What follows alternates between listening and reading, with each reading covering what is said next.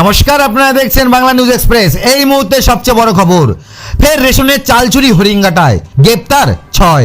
সারা রাজ্য যখন রেশন দুর্নীতি নিয়ে তোলপাড়, সেই রাজ্য তথা বাংলা জুড়ে রেশন দুর্নীতি মামলা নিয়ে হইচই কাণ্ড চলছে। তার মধ্যে রাজ্যের খাদ্যমন্ত্রী থেকে শুরু করে বেশ কিছু হেভিওয়েট নেতারা জেলবন্দি।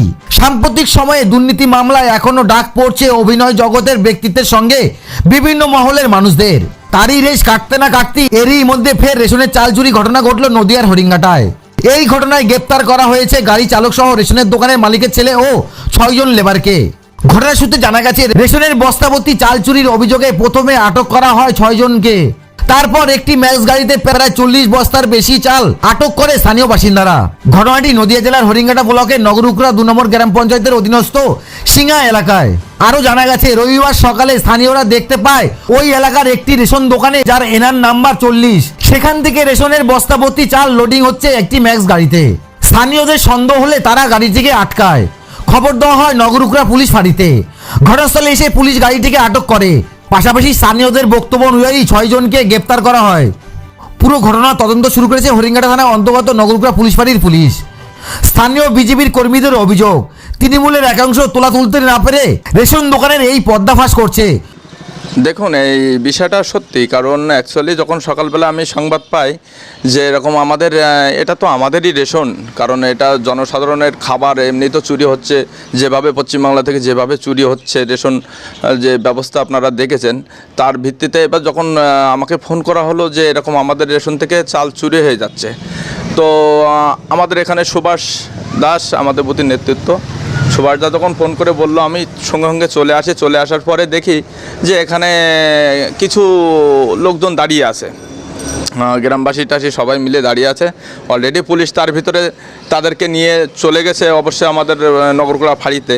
তো আমি জিজ্ঞাসা করার পরে বলছে যে হ্যাঁ, এটা অ্যাকচুয়ালি সত্যি যে সাধারণ মানুষের চাল ওরা বস্তায় করে, মানে এখানে ম্যাক্স গাড়ি লাগানো ছিল, সেই গাড়িতে সিল করা বস্তা। হ্যাঁ অবশ্যই, রেশনের সিল এখনও সুতো পর্যন্ত খোলা হয়নি, সেই চালের বস্তা নিচে 2টো ছিল, তারপরে মাথায় করে লাট করে গাড়িতে লোড করে যতটুকু যা দেখলাম, দেখার পরে তারপরে সবাই এসে যখন বাধা দিল, তখন তাদের সাথে একটু তর্ক বিতর্কও অলরেডি হয়েছে। হওয়ার পরে পুলিশ এক এক করে 6 জনকে গ্রেপ্তার করে নিয়ে থানায় চলে গেছে। এখন আটক করেছে, গ্রেপ্তার করেনি, কিন্তু অভিযোগ তৃণমূল কংগ্রেসের পক্ষ থেকে বলা হচ্ছে তারা এর বিরুদ্ধে ব্যবস্থা নেবে, অভিযোগ করে যাতে দোষীরা শাস্তি পায়।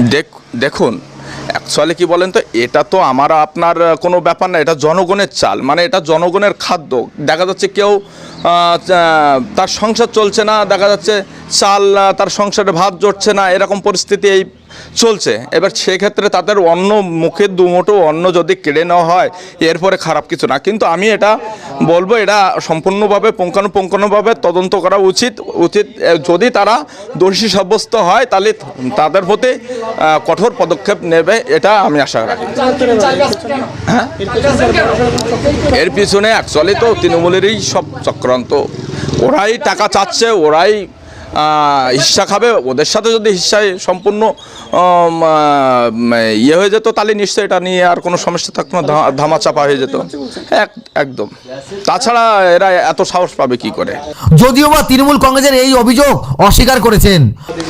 সকাল 6টার সময় এই রেশন শপ MR40 এখানে একটি ম্যাক্স গাড়ি দাঁড় করিয়ে কিছু চালের বস্তা প্রায় 30-40টা উঠে গেছে গাড়িতে। লোকাল লোক তখন সেখানে প্রতিবাদ করে, আমাদের ভোলা হচ্ছিল রেশনের সিল করা চালের বস্তা উঠেছে গাড়িতে। লোকাল লোক এইসব দেখার পরে প্রতিবাদ করে, কিসের চাল কোথায় যাচ্ছে। ভোলা এখানকার ও ছিল, ও প্রতিবাদ করে, এখানকার মেম্বারও ছিল। তারপরে আমার কাছে খবর যায়, আমি ঘটনাস্থলে আসি, প্রশাসনকে খবর দেওয়া হয়, প্রশাসন তাদের তুলে নিয়ে যায়। কজনকে ধরা হয়েছে? 6 জনের মতো, 6 জনকে তুলে নেওয়া হয়। আটক করা হয়েছে না গ্রেপ্তার করা হয়েছে এখনো পর্যন্ত? না, ঘটনাস্থলে খবর পেয়ে পুলিশ আসে, পুলিশ তাদের নিয়ে যায় থানাতে। আচ্ছা, এখন থানাতেই রয়েছে, এবং গাড়ি চাল সমেত গাড়িও থানাতে নিয়ে যায়। আমরা অন্যায়ের বিরুদ্ধে, যারা আমাদের সরকারের বদনাম করছে, এরাই এইসব অন্যায়গুলো করে। এবং নাম পাওয়া গেছে সুনীল চন্দ্র দেবনাথ। সুনীল চন্দ্র দেবনাথের বিরুদ্ধে তো আগেও অভিযোগ পাওয়া গেছিল। সেটা জানা নেই আমার। তবে এই মালগুলো কোথায় যাচ্ছে কি যাচ্ছে এখন তদন্ত করলে এটা বোঝা যাবে। তবে আমরা এর বিরুদ্ধে, যে অন্যায়ের বিরুদ্ধে, কারণ এভাবে করে সরকারের বদনাম করা হচ্ছে বলে হকের চাল একদম তদন্ত করা হোক, ঘটনা তদন্ত করলে টোটাল ব্যাপারটা জানা যাবে। দেখেন, এই যে চুরি যেটা শোনা যায় সেটা তো এই ডিলাররাই চুরি করে। এরা সরকারের ভাবমূর্তি নষ্ট করার জন্যই আজকে এরা এই চুরিগুলো করে। কিন্তু আজকে হাতে নাতে ধরা পড়েছে। আমরা সকালবেলায় এসে, ব্লক সভাপতি ছিলেন, আমি এসছি, প্রধান সাহেব এসছি, সকাল 6টার থেকে এখানেই আমরা আছি। আমরা চোরের বিরুদ্ধে অভিযোগ শোনা যায়নি, কিন্তু শোনা যেত যে এরকম চুরি হচ্ছে দেখা, কিন্তু হাতে নাতে তো ধরা পড়ে। আজকে হাতে নাতে ধরা পড়েছে, জনগণ ধরা পড়েছে। এবং এখানে অঞ্চল প্রেসিডেন্ট বা এখানকার মেম্বার তারাও হচ্ছে এখানে উপস্থিত, তারাও ধরেছে এখানে। তারা আমাদের খবর দিলে, জনগণ খবর দিলে আমরা সঙ্গে চলে আসি। কি নাম আপনার? আমার নাম ইজাবুল হোসেন। এটা কোন জায়গা? এটা নগরুখরা 2, গ্রাম পঞ্চায়েত 237 নম্বর বুথ, সিঙ্গা। হ্যাঁ দাদা, ভোর হতেই কি ঘটনা ঘটলো? বিষয়টা হচ্ছে, আমরা বাড়িতেই ছিলাম, হঠাৎ দেখলাম রেশন ঘরে, ঠিক আমি যেখানে দাঁড়িয়ে আছি এর সামনে বেশ কিছু লোকজন চেঁচামেচি হচ্ছে। বাড়িতে দৌড়ে আসলাম, কি ব্যাপার না, দেখলাম একটা গাড়ি, সেই গাড়িতে কিছু চাল লোড হচ্ছিল এবং সেই রেশন দোকান থেকে সরাসরি সেই গাড়িতে চালগুলো লোড হচ্ছিল। তা জিজ্ঞাসা করলাম, গাড়ি ছিল? ম্যাক্স গাড়ি ছিল। জিজ্ঞাসা করলাম যে কী ব্যাপার, এখানে গাড়িতে লোড হচ্ছে। বললো না, রেশন দোকান থেকে জনগণ যেটা বলছে যে চাল চুরি হচ্ছে, চাল চুরি হচ্ছে, রেশন দোকান থেকে এইভাবে চাল চুরি হয়। তা বলছে হ্যাঁ চাল চুরি হচ্ছে। তারপরে আমি দেখলাম যে না, সত্যি গাড়িতে মোটামুটি 40 বস্তা মতো মাল উঠে আসে, বাকিটা লেবারদের মাথায় ছিল।